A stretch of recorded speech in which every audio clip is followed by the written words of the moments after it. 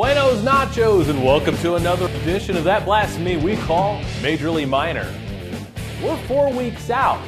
Actually, only 4 weeks left before the regular season for the XFL and the CFL are done. Then we get right into playoffs. So each week from here on is vital in the playoff standings, and also just to make sure if you even make the playoffs this year. So with that, let's dive right into the XFL.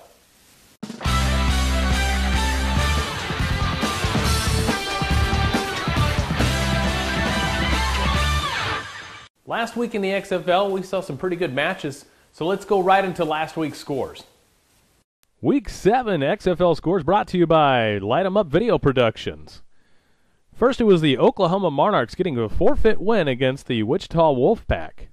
The Oklahoma City Jaguars Oklahoma Nightmare game had to be rescheduled due to monsoon-like weather.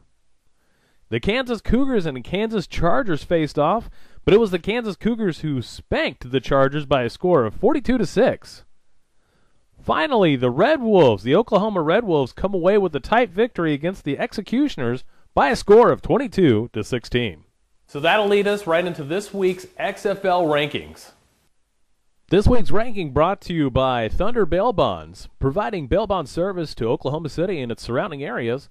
24-hour bail bonds. Call now, 405-235-0002. Sitting at number 1 and reclaiming the throne are the 5-1 Oklahoma Monarchs. Dropping down to number 2, the 5-1 Oklahoma City Elite. Then we've got number 3, the Kansas Cougars, followed by the number 4 Yukon Bobcats. The Red Wolves coming in at number 5. Then it's the number 6 OKC Jaguars coming in at 2-2. The number 7 Northern Oklahoma Executioners coming in at 2-3, followed by the number 8 Oklahoma Nightmare, the Oklahoma Chargers, and finally the number 10 Wichita Wolfpack. Okay, so let's talk about this week's matchups in the XFL. This week's XFL matchups brought to you by Defender Sports. Defender, the official uniform manufacturer for the Major League Minor show. This first game is going to feature the Oklahoma Chargers traveling to Del City to face off against the Oklahoma City Jaguars. The Jaguars are an improved team this year and have made a total turnaround from last year. And I think they're going to actually win this game. I think they're going to win it by a 10-point difference. So I'm going to give the home field advantage for the Oklahoma City Jaguars by a score of 17-7. Our next game is going to feature the Northern Oklahoma Executioners facing off against the Oklahoma Elite. I think the Elite, again, are really looking for their title this year. They're really bloodthirsty. They're going to win this one by a score of 21-7. Next up, the Oklahoma Monarchs are going to face off against the Oklahoma Red Wolves. I think the Red Wolves are a good team, and don't sleep on the Red Wolves at all. As we've seen this year, they can come back and they can really win some games. So I think this is going to be a little bit closer than what I would have predicted this one a few weeks ago, but I'm going to hand it to the Oklahoma Monarchs by a score of 28-10. And that'll bring us to this week's Game of the Week.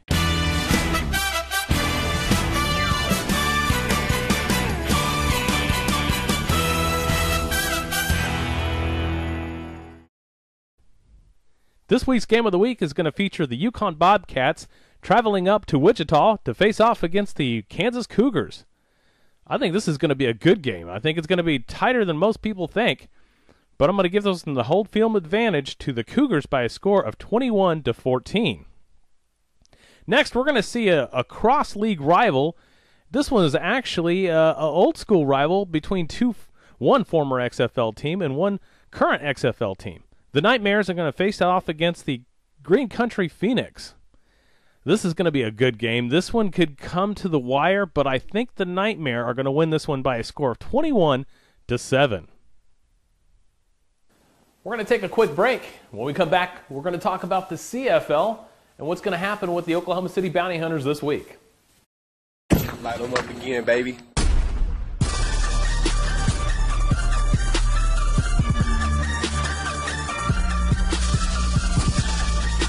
Light them up, baby! Light them up!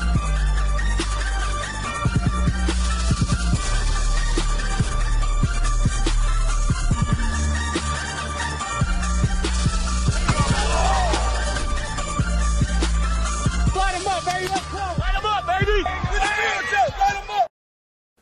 Welcome back. So let's talk about the Central Football League.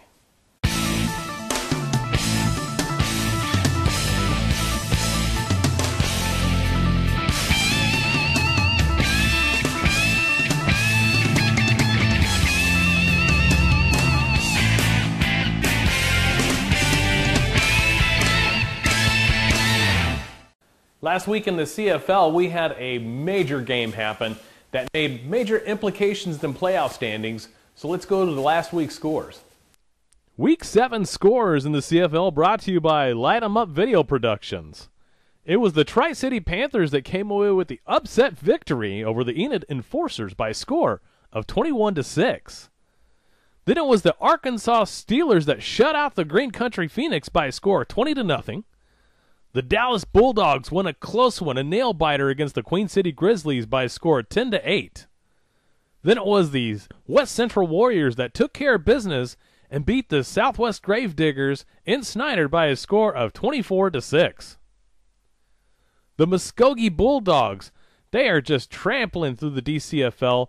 They skunked the Arkansas Tornadoes by a score of 48-0. Then a couple of forfeit wins. The Northwest Arkansas Battle get a 13-0 over the Arkansas Raptors that are now defunct. And the Arkansas Guardians got a forfeit win over the Arkansas Extra over a technicality by a score of 13-0. Let's see what the CFL standings and the DCFL standings look like this week.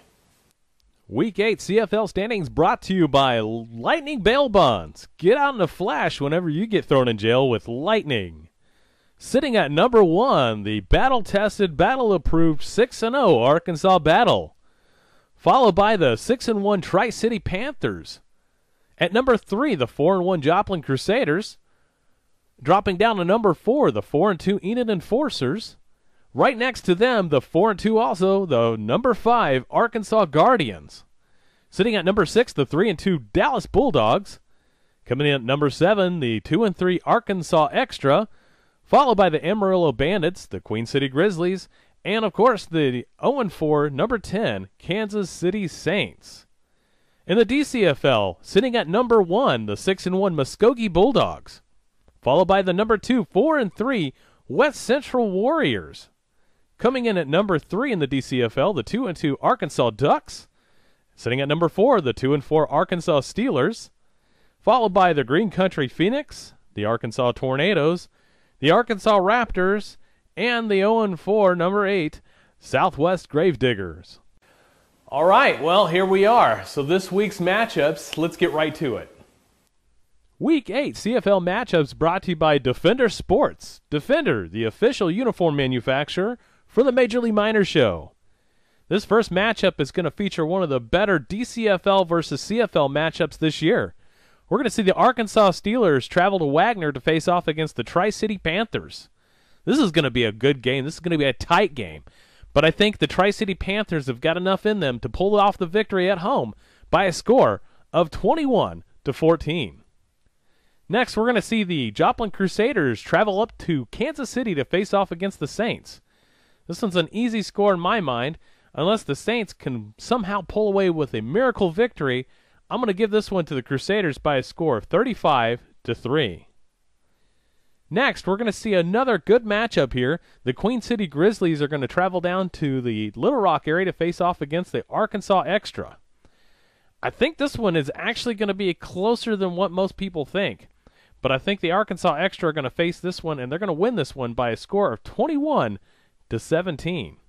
And that'll bring up this week's Game of the Week.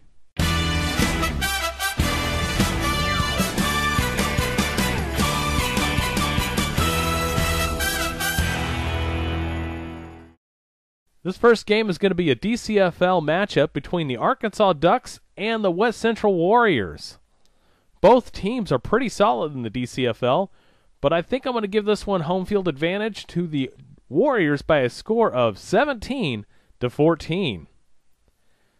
Our next game, this game is going to be live streamed on MajorLeagueMinor.com. This is going to be the Northwest Arkansas Battle facing off against the Arkansas Guardians. I think this is going to be a great matchup. I think the Guardians have got enough in their system to really pull off a few upset victories, but I think the Northwest Arkansas Battle are ready for their championship this year, and they're going to win this one by a score of 28-14. We're going to take another quick break, and when we come right back, we're going to talk about what's going on with the Oklahoma City Bounty Hunters. Whether it's 3 in the morning or 3 in the afternoon, Thunder Bail Bonds is here for you. We understand that you are facing one of the most difficult situations you or your loved ones may have ever dealt with. We will do everything in our power to make sure you or your loved ones are released from jail as soon as possible. Thunder Bail Bonds is the highest reviewed bail bonds company in the Oklahoma City metro area. Give us a call today to find out why, or check out our additional videos and content. Call your always timely, professional, and courteous bail bondsman, Frank DeLoger, 24 hours a day, 7 days a week. All right, so here we are in another week for the Oklahoma City Bounty Hunters. They're going to be taking on the Bayou Vipers. This is going to be Cancer Awareness Week in the APDFL. So the number 11 3-3 Vipers are going to travel down to Noble, face off against the 4-1 Oklahoma City Bounty Hunters. Now this game could be a little bit tighter than expected. This year, actually, the Bounty Hunters have not had a full crew of guys. A lot of their starters have come and gone. I'm pretty sure that they might be actually showing up to this game. This is going to have playoff implications also involved in this one.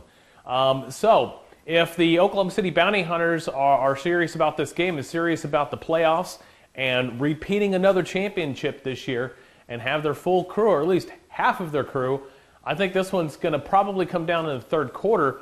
But the home field advantage in the APDFL always seems to win when it comes to tight, close games like this. So I'm going to give this one a 27-14 victory in the name of the Bounty Hunters in Noble. Well, that wraps up this week's show. Be sure to go to MajorLeagueMinor.com to see all the scores, some of the, of course, the show, some of the matchups that are going on. Keep us logged in on Facebook as well, Twitter, and Instagram, as we're going to be sharing all sorts of information going on here this next week. And of course, the Weekend of Champions coming June the 24th. Make sure you book your reservations and hotels for Catoosa on Saturday, even Friday if you want to join us Friday, June 23rd and 24th. But the games are actually going to be played on the 24th. More information coming to www.MajorLeagueMinor.com in the future. As we wrap everything up, we'll get you more details. So, until next week, I'm Chris Dotson reminding you to go watch some football.